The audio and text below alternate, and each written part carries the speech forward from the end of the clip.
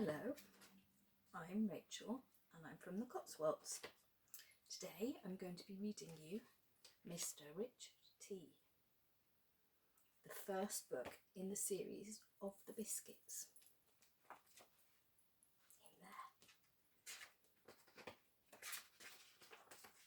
there. Mr Richard Edwin Cuthbert Tea was an extraordinary posh sort of fellow.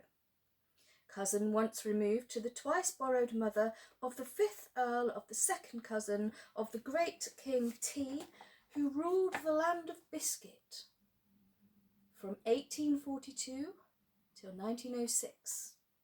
Unfortunately, the knowledge of his somewhat complicated ancestry had left Richard a little too grand for the likes of anyone else. I'm afraid he had to make up his own rules in life, due to having very little guidance. Rules which were mostly not acceptable to anyone in the 20th century.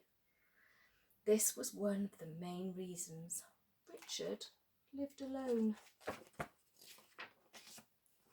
Sadly abandoned as a child in the 1970s by his long-suffering parents, Richard grew up alone in Crumbleton Manor.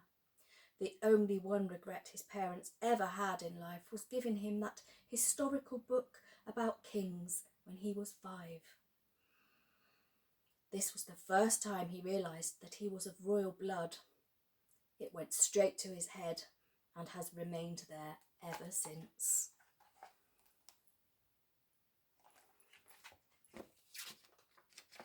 Crumbleton Manor is the largest mansion house for miles around, with impressive grounds on top of a very tall hill on the outskirts of Crumbleton.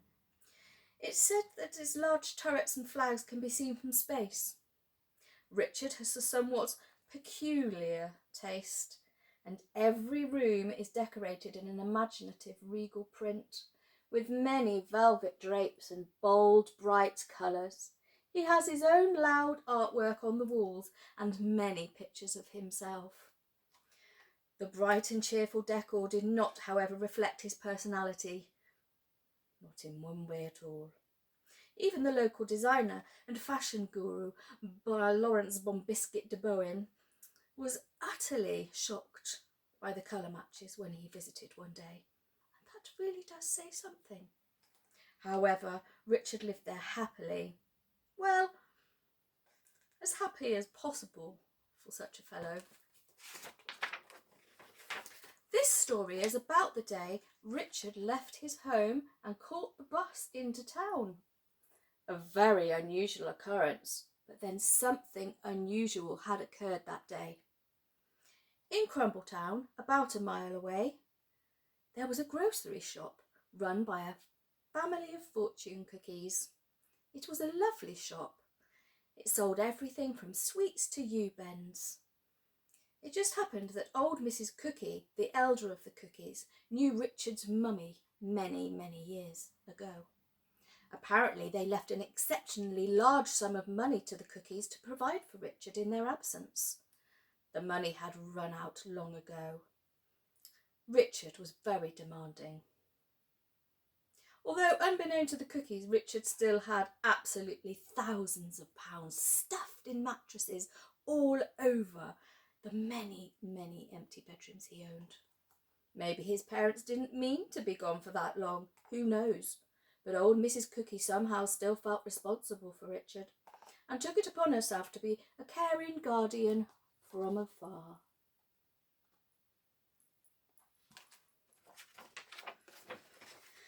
This said, she carried a very heavy box of food and supplies to his home every single Monday, and had done for the past 40-odd years. She walked with a pull-along trailer and her stick, through the lanes, over the meadows, and up the very large hill to his house. As the years went on, Mrs. Cookie the elder grew older and older and older. In fact, come to think about it, she had always been old, since time had begun. Richard, being Richard though, was quite selfish and believed it was his God-given right to have this personal service. From a very early age, he did not fully appreciate Mrs. Cookie, not one little bit. She had a tailor visit his house every 6 months to deliver suits and cravats.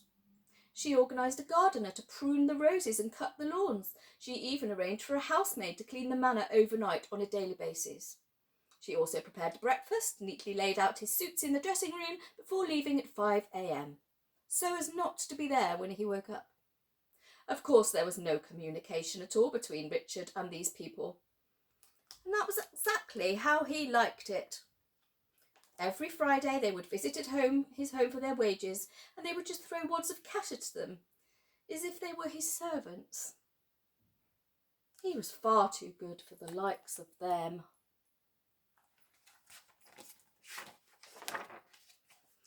Upon this particular Monday in question, Mrs. Cookie had not arrived. Richard was fuming as he looked out of the window, starving. He shouted down the magic telephone, which always brought him anything he wanted. There was no answer. He sat in his leather armchair, fiddling with his moustache for a good few hours. After he could twiddle no more, and had looked at his pocket watch several hundred times, he let out a very large puff. By 3 p.m, he was so furious he left the grand house and stomped down the road and stood at the bus stop. Waving his stick frantically in the air, the bus stopped and Richard waltzed on. Before sitting down, he carefully lay a white silk handkerchief upon the seat to protect his posh bottom. Richard's tummy rumbled all the way into town, which did not make him a happy biscuit. His mood by the time they arrived was one that could only be described as hangry. Off he got at the bus stop in the town without as much as saying a thank you to the driver. He barged past the 2 old ladies waiting to get on, sending one of them spinning around her shopping trolley at a very fast speed. The other flew backwards in a very unfortunate manner and landed upon her older lady biscuit bottom with a thud. You would wonder if his large polished wooden cane with brass ends was a walking aid, or indeed just a weapon, but things that got in his way. Having never seen him limp, I would guess the latter. Richard then stomped across the road, forcing several cars to stop. His mood had not improved, and his presence engulfed the street. Getting madder by the minute, he stormed into the Fortune Cookies store. Unfortunately for them, I may add. "Where is your old missus?" he shouted, to the surprise of everyone within a 10-mile radius. "For she has not delivered my luncheons for a week, and it has gone 3 o'clock. His face had now turned very red, and he cared not for the feelings of the very small cookie, who sat before him on a very tall chair behind the counter. Ruth, one of the youngest Fortune Cookies, was an unlucky trainee that was working on this busy Monday. She was very shocked to see this posh, shouty man bellowing down at her, for he had never been in the shop before. Then she suddenly realised who he was. This was the strange, shouty, posh biscuit from Crumbleton Manor. He had been the talk of the cookies' dinner table for many years. Sorry, Mr. Tea," she squeaked. "Grandmamma is not very well today. She has a very bad back." Suddenly, steam blew out of his ears, and he stamped his posh foot. "Back, whack, crackety, crack," he roared, his face turning even redder. "Why in heaven's name did she not send someone else with my hamper?" He banged his stick on the table. "Do you know, one has not eaten until 6 a.m, when one had an extremely small breakfast, and I didn't even like that," he muttered. Ruth, although small and normally very quiet and placid, started feeling very, very angry inside. A fire began burning deep inside her as she suddenly rocketed into the air like some kind of crazy firework. "Grandmamma, 4 years old, she screamed. Mr. Tea, I do not think she will be able to do this service for you much longer. She paused as a bit of calm reigned over her. Last week, she said, slowly and calmly, a giant tin of beans fell out of your box. She chased it all the way down Crumbly Hill, slipped over on a worm, and jolly well hurt her back. And do you know what? She shouted, feeling very angry again. Richard's eye monocle was steamed up with the sheer boredom of her rant, and he rolled his eyes. What, he mumbled, as a big crowd of biscuits watched in disbelief from the door.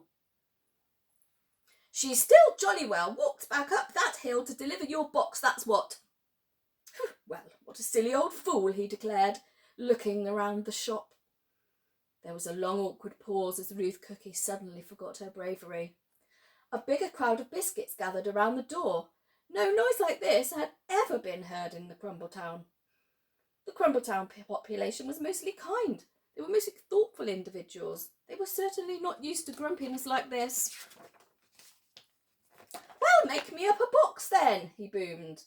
Then you can get your chauffeur to take me home.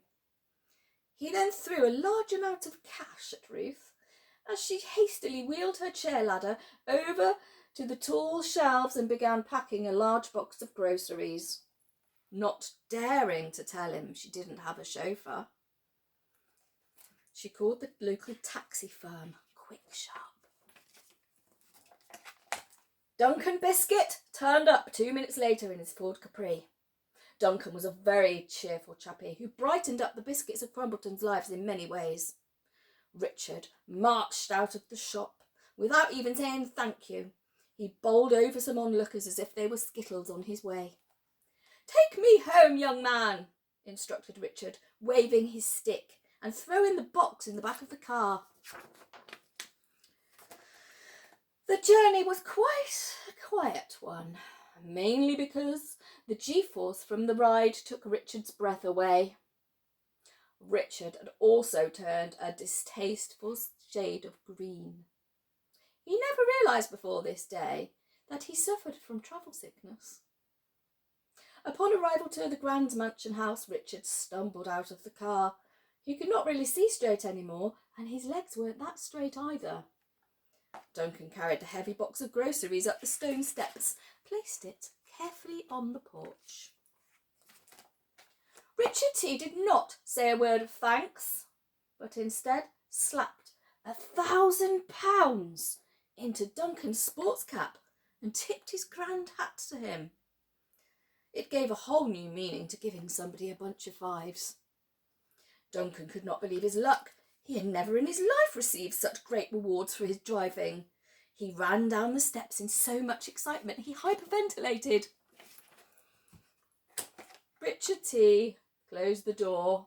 Silly boy, he uttered, as he sat down in his armchair and opened a new jar of caviar. The colour slowly returned to his cheeks. How someone could change so many colours in one day never really fazed him. Relaxing into the chair, he felt sort of happy to be alone again. He certainly would not be venturing into town again anytime soon. Everyone was just so rude. Well, I hope you all enjoyed that story, and look out for the rest of the series. Have a wonderful day. See you soon.